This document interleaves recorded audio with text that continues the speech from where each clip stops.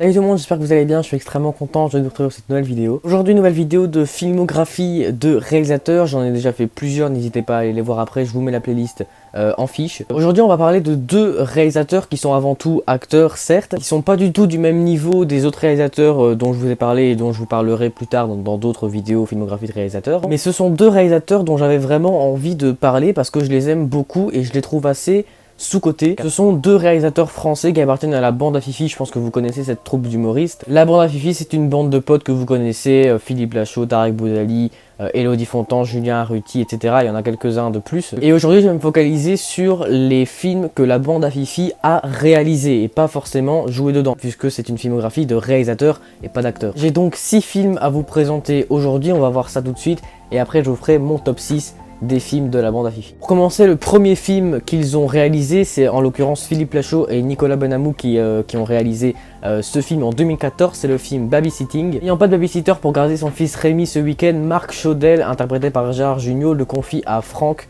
interprété par Philippe Lachaud, son employé. Le lendemain, Marc et sa femme sont réveillés par la police et doivent se rendre chez eux car Franck et Rémi ont disparu. Dans leur maison saccagée par les supposés événements de la veille, ils retrouvent quand même une caméra dont ils vont analyser les images pour retrouver le babysitter et leur enfant. L'année d'après, en 2015, toujours Philippe Lachaud et Nicolas Benamou réalisent la suite de Babysitting, Babysitting 2. Sonia, la copine de Franck, toujours interprétée par Philippe Lachaud, veut le présenter à son père, joué par Christian Clavier, directeur d'un hôtel écologique au Brésil. La bande de potes du premier film s'y retrouve donc pour des vacances suivies d'une excursion dans la forêt amazonienne pour les garçons, ainsi que la mère de Jean-Pierre, donc du père de la copine de Franck. Sauf que le lendemain, ils ont tous disparu et comme dans le premier film, on retrouve une caméra. Les images filmées vont donc être analysées par les filles et Jean-Pierre pour découvrir où sont la bande de potes. 2 ans plus tard, en 2017, cette fois c'est Philippe Lachaud seul qui réalise du coup son tout premier film seul, le film Alibi.com. Ça raconte l'histoire de Greg, interprété du coup par Philippe Lachaud, qui crée une entreprise qu'il nomme Alibi.com, qui est une entreprise qui crée tout type de faux alibis pour ses clients. Mais lorsqu'il va rencontrer Flo, joué par Elodie Fontan, une jolie blonde qui déteste les menteurs, la vie de Greg va être totalement chamboulée, comprenant que le père de Flo, interprété par Didier Bourdon, est l'un de ses clients. La même année, en 2017, cette fois c'est Tarek Boudali qui se colle au métier de réalisateur avec son du coup premier film Épouse-moi mon pote. Ce film raconte l'histoire de Yacine, incarné par Tarek Boudali, du coup un jeune étudiant marocain qui débarque à Paris pour ses études. Mais après avoir raté son examen, Yacine perd son visa et se retrouve en France dans une situation illégale. Pour améliorer cette situation, il compte organiser un mariage blanc, donc un faux mariage avec son ami Fred, interprété, vous l'aurez compris, par Philippe Lachaud. Cela étant fait, tout semble être arrangé, sauf que l'inspecteur Dussard, interprété par Philippe Duquesne, se met sur le dos des deux potes pour vérifier si ce n'est pas un mariage blanc, ce qui est en fait le cas. L'année d'après, en 2018, c'est Philippe Lachaud qui retrouve son métier de réalisateur avec son 4e film du coup, Nicky Larson et le parfum de Cupidon. Célèbre personnage de dessin animé, Nicky Larson, interprété par Philippe Lachaud, le meilleur des gardes du corps du monde et détective privé hors pair, se retrouve confronté à une mission de récupérer le parfum de Cupidon qui rendrait irrésistible celui qui l'utilise. Et pour terminer, pour l'instant, le dernier film réalisé par la bande à Fifi, c'est Tarek Boudali qui l'a réalisé. Il est arrivé il y a quelques semaines au cinéma en 2020, le film 30 jours max. Ça raconte l'histoire de Ryan, interprété par du coup Tarek Boudali, qui est un jeune flic trouillard, maladroit, tout ce que vous voulez, et qui est souvent moqué par ses collègues. Sauf qu'un jour, son médecin va lui apprendre qu'il ne lui reste que 30 jours à vivre.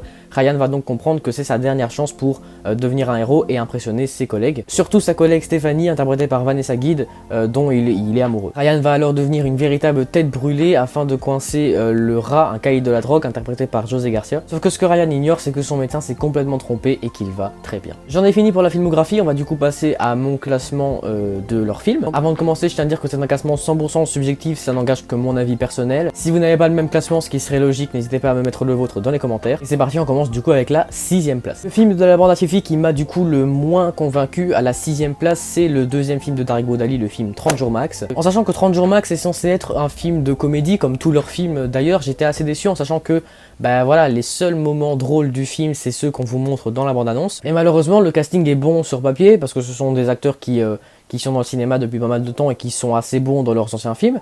Mais là, je les ai vraiment trouvés pas ouf, peu importe qui. Voilà, à part José Garcia, évidemment, qui relève le niveau, parce qu'il est quand même bien plus expérimenté. Mais Tarek Boudali, Philippe Lachaud, Vanessa Gueye, etc., je les ai pas trouvés exceptionnels, contrairement dans les autres films où ils sont quand même bons. En revanche, le scénario de ce film, et c'est sans doute le plus recherché de tous les films de la bande à Fifi, ça se joue sûrement entre lui et Nicky Larson, parce que c'est vrai que le reste, c'est pas forcément très recherché et c'est très ressemblant.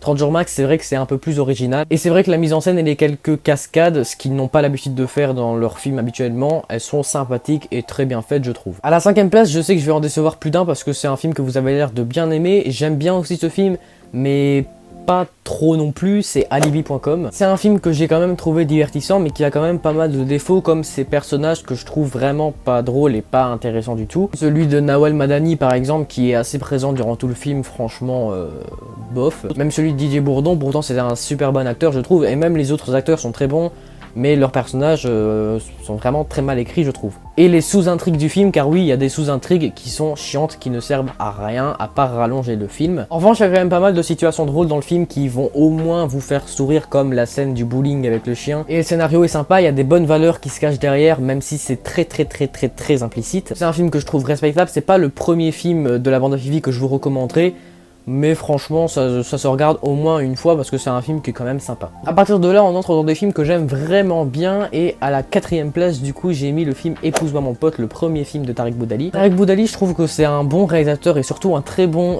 scénariste. Franchement ces deux films, niveau du scénario je les aime vraiment bien, et celui-là en plus d'être drôle est vraiment beau je trouve. Il y a vraiment des très bonnes valeurs qui se cachent derrière ce scénario, et on voit que Tariq Boudali c'est pas juste un comique qui vient faire ses films, c'est un gars qui veut dévoiler un message à travers ses films, et ça marche très bien. Avec un très bon casting, même si c'est le même qui revient à chaque fois, il y a quand même Charlotte Gabri qui est très bonne je trouve. Je l'avais pas vraiment aimé dans Babysitting, je l'avais trouvé pas ouf, mais dans ce film là ça va. Et on dit raconte qui m'a plutôt surpris, je connaissais ses talents de youtubeuse, je connaissais pas ses talents de comédienne, enfin en tout cas pas à ce point là, et franchement elle m'a vraiment surpris. Et franchement les personnages ils sont vraiment pas mal, la plupart du moins, bah voilà, surtout celui de Tariq Boudali qui est très bien développé, très bien écrit. Là, il n'y a rien à dire. En revanche, c'est vrai que c'est pas forcément étonnant, mais là, c'était quand même beaucoup trop. Les clichés dans ce film, c'est une horreur à voir. Il y a eu des clichés sur, évidemment, les homosexuels. Il y a eu des clichés sur les enfants de banlieue, dans la scène dans les écoles. Là. Donc, il y a eu plusieurs clichés comme ça. Alors, vous allez me dire, c'est le but de ce genre de film. C'est pas le but de ce cliché, c'est justement de dénoncer ça. C'est vrai, mais c'est amené, c'est mis en scène de manière tellement violente. Ça aurait pu être amené de manière plus implicite et plus subtil, mais non, ça a été amené de manière vraiment pas dingue je trouve. Mais c'est on va dire le seul point négatif du film. Pour le reste c'est un film qui est vraiment très bon et je vous le recommande. On entre sur la première marche du podium, à la 3ème place avec le film Nicky Larson et le parfum de Cupidon. C'est je pense le film de la bande à Fifi qui a le plus cartonné. Je pense qu'il a 4 sur 5 sur Allociné, c'est énorme pour un film de comédie française à l'heure actuelle, c'est énorme. C'est le premier film de la bande à Fifi qui a vraiment des cascades et des bonnes scènes d'action. Après il y a eu 30 jours max, mais ce film là c'est vraiment le premier et c'est très bien fait je trouve. C'est même des fois mis en scène de manière drôle parce que ça reste un film de comédie, et les personnages sont tellement drôles, tellement attachants. Celui d'Elodie Fontan est super attachant, celui de Tariq Boudali est à pleurer de rire, il m'a fait pleurer de rire pendant 1h30 pendant tout le film. Point négatif quand même, les moments beaufs, honnêtement c'est vrai que ça fait partie du personnage de Nicky Larson, mais encore une fois il y en a tellement que ça devient tellement répétitif et ça devient vraiment chiant à la longue, des moments beaufs, des moments où voilà, où il regarde des culs, il regarde des seins, etc. Bon, au départ c'est marrant, une fois, deux fois, trois fois, mais après ça devient répétitif et c'est assez chiant. C'est le seul point négatif du film, enfin en tout cas le seul explicite. À la 2ème place, j'ai mis le film Babysitting 2. La suite donc de Babysitting qui manque cruellement d'originalité, on va pas se mentir, c'est juste exactement la même chose que Babysitting 1 sauf que c'est au Brésil. Ils ont remplacé Rémi par la mamie, ils ont remplacé Chaudel par Christian Clavier, par Jean-Pierre.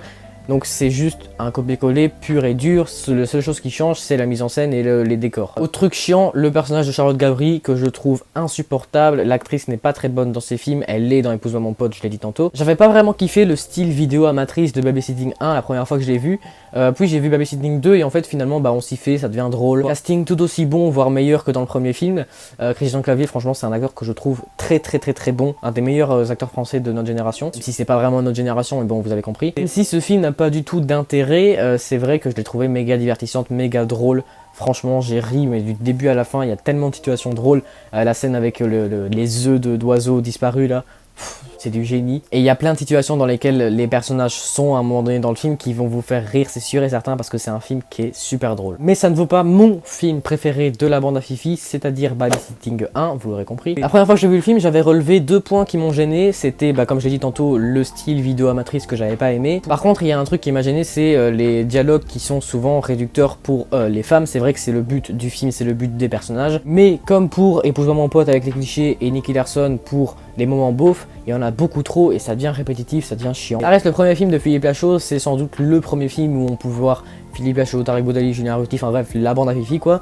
Donc certes à l'époque ils étaient pas exceptionnels, Philippe Lachaud était déjà bon, Tariq Boudali pas trop. Le film est quand même assez original, on va pas se mentir, on n'avait jamais vu ça avant, c'est très drôle, le concept il est super drôle. Comme dans Babysitting 2 forcément, il y a plein de situations qui vont vous faire rire. Ils sont très forts parce qu'en fait la fin du film, la fin chronologique du film, elle est au début et on découvre tout le film après avec les personnages.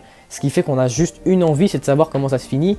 Et c'est super malin parce que ça marche super bien. Voilà, super film, je trouve très drôle, mon préféré de la bande à Fifi, je vous le recommande, mais de ce pas en plus c'est très court, ça se regarde très facilement. Personnellement, Babysitting 1 et 2, je les ai tous les deux regardés en une soirée.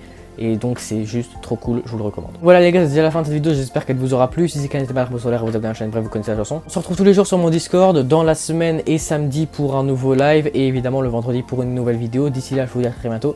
Salut!